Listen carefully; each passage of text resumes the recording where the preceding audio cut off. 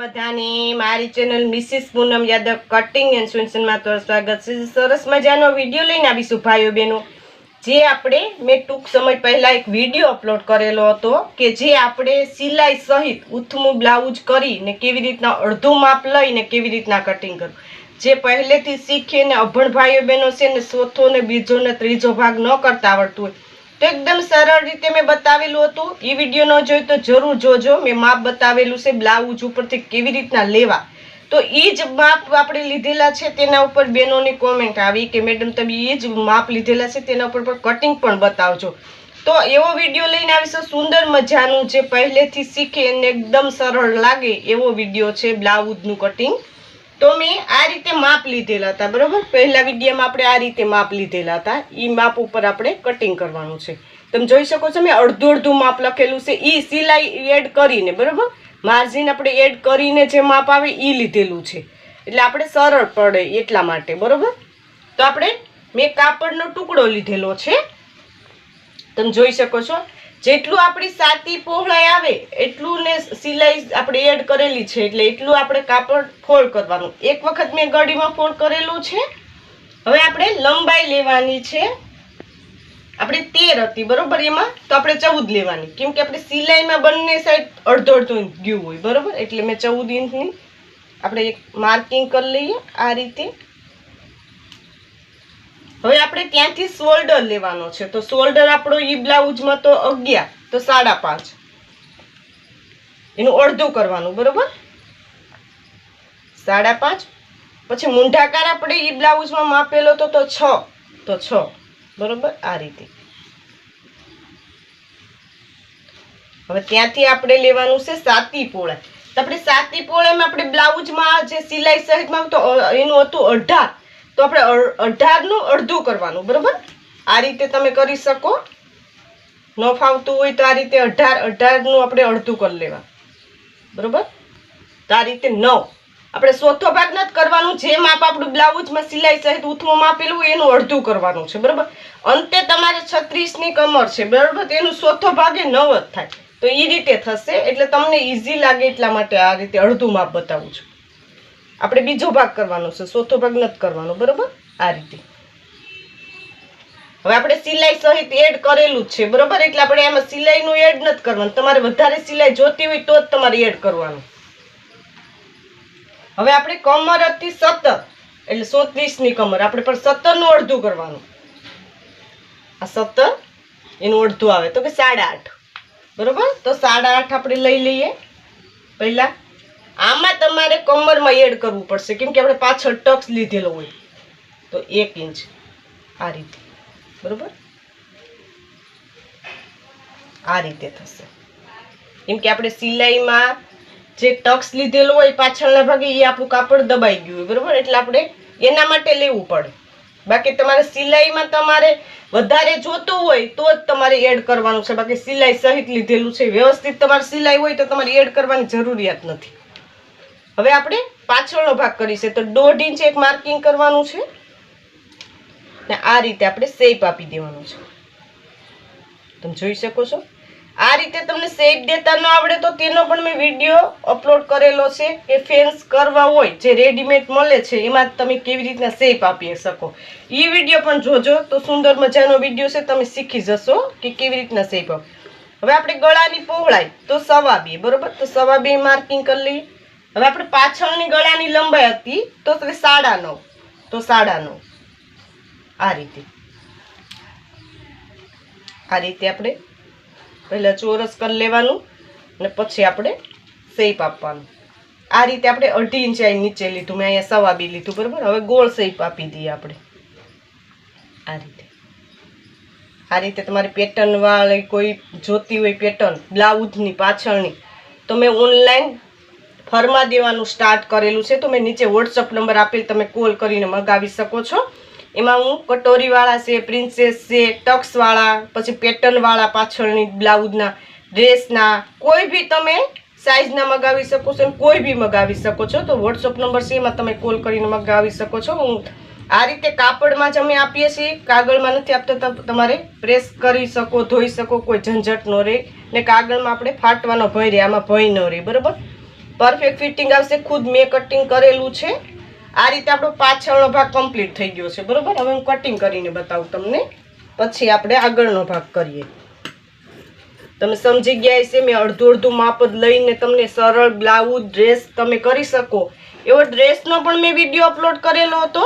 તો બહેનોની કોમેન્ટ આવતી કે મેડમ તમે બ્લાઉઝનું પણ આ રીતે જ બતાવો, કે જે અડધું માપ લઈને આપણે કેવી રીતના કટિંગ કરવું. તો એ રીતે હું બ્લાઉઝનું પણ સરળ રીતે લઈને આવી છું. આ વિડીયો જોઈને તમે કોમેન્ટ બોક્સમાં કોમેન્ટ કરજો કે તમે ટ્રાય કરી કે ન કરી. બરાબર, આ રીતે આપણે પાછળનો ભાગ કમ્પ્લીટ થઈ ગયો છે.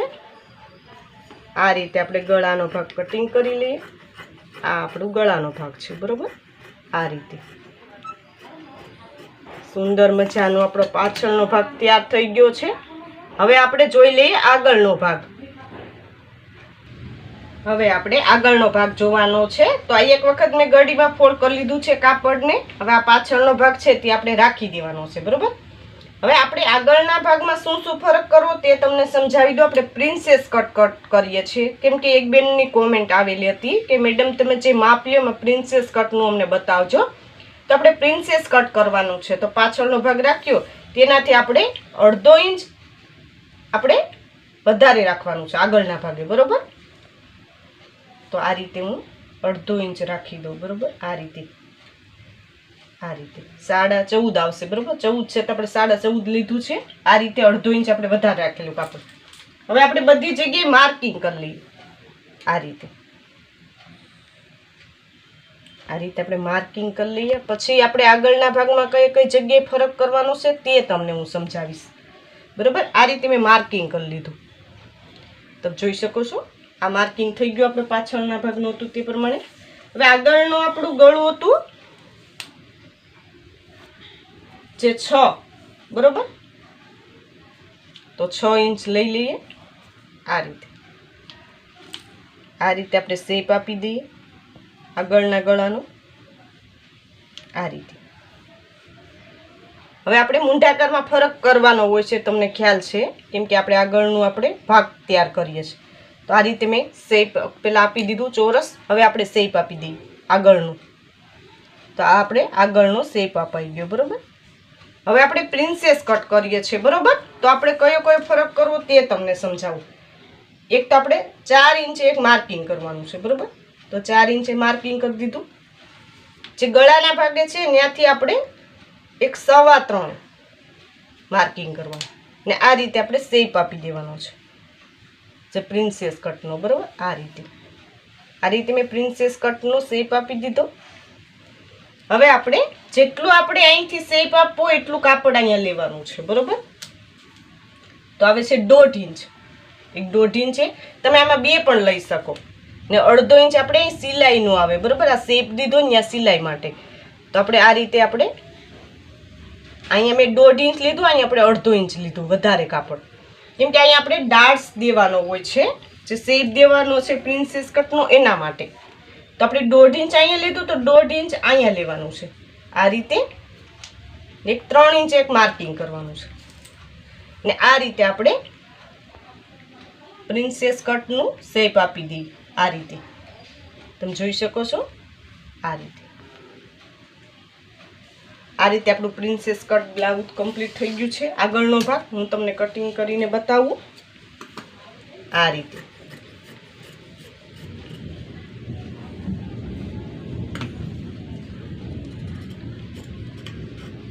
આ આપણે આગળનો ભાગ કટ કરીએ છીએ એટલે આગળનો શેપ કટ કરવાનો છે. આ માર્કિંગ આપણે કટ કરવાનું છે. આ રીતે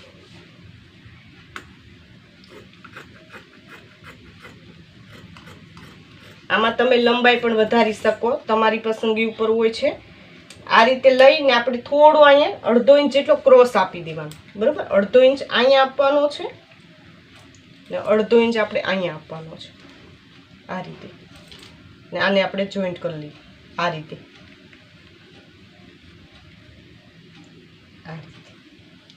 તમે જોઈ શકો છો. આ રીતે આપણે શેપ આપી દેવાનું છે. જે 1/2 ઇંચ છે એ આપણે આ સાઈડથી કટ કરી લેવાનું છે ને એક આ સાઈડથી કટ કરી લેવાનું છે આ રીતે. વચ્ચેથી આપણે આ રીતે શેપને કટ કરી લઈએ. આ આપણું ડાર્ટ્સનું તમે જોઈ શકો છો, બહુ સુંદર મજાનું આપણું કટિંગ થઈ ગયું છે. પાછળ આ યુક લઈ જવું હોય તો આપણે પાછળ કટ કરવાનું ને આગળનો ભાગ આ રીતે સળંગ રાખવાનું, પણ આપણે આગળ આ યુક કરવાના છે એટલે આ ભાગને ખોલી નાખવાનું. બરાબર, આને કટ કરી લઈએ. આ રીતે તમે પ્રિન્સેસ કટ બ્લાઉઝનું કટિંગ કરી શકો. બરાબર, આ 36 ઇંચની સાતી પહોળાઈ હોય તો કેવી રીતના તમારે કટિંગ કરવું પ્રિન્સેસ કટનું એ તમે સમજી ગયા હશે. ને માપ મેં તમને અડધું બતાવ્યું. બરાબર, સાતીનો ચોથો ભાગ આપણે નથી કરેલો, આપણે બીજો ભાગ જ કરીને કટિંગ કરેલો છે. આ રીતે તમે જોઈ શકો છો, સુંદર મજાનું આપણું કટિંગ થઈને તૈયાર થઈ ગયું છે. આ રીતે મેં તમને સરળ રીતે સમજાવવાની કોશિશ કરી છે. આ રીતે હું સ્લીવ નથી બતાવતી. બરાબર, સ્લીવ તો આપણે મેં વારે બતાવેલું જ છે. એમાં સ્લીવના ઘણા બધા મારી ચેનલમાં વિડીયો પણ અપલોડ કરેલ છે. સ્લીવમાં સેમ પદ્ધતિ જ રહી છે કે જે તમે આ રીતના બતાવું છું એ જ હોય છે. બરાબર, એ બતાવતી ના ન્યૂ છે એટલા માટે મેં તમને બતાવેલું કે પ્રિન્સેસ કટ હોય કે કોઈ બી બ્લાઉઝ હોય તો તમારે અડધો માપ લઈને સિલાઈ માર્જિન એડ કરેલું હોય આપણા બ્લાઉઝમાં, ઊંથું માપ કેવી રીતના બ્લાઉઝમાં લેવું ને એના ઉપર કેવી રીતના કટિંગ કરવું મેં સરળ રીતે તમને સમજાવવાની કોશિશ કરી છે. તો હજી સુધી અમારી ચેનલને સબસ્ક્રાઈબ ન કરો તો સબસ્ક્રાઈબ કરી લેજો, નોટિફિકેશન બેલ પર ઓલ કરજો, વિડીયોને લાઈક કરજો, કોમેન્ટ પર જરૂર કોમેન્ટ કરજો ભાઈ બહેન કે વિડીયો તમને કેવો લાગ્યો. આ વિડીયો જો ખૂબ ધન્યવાદ.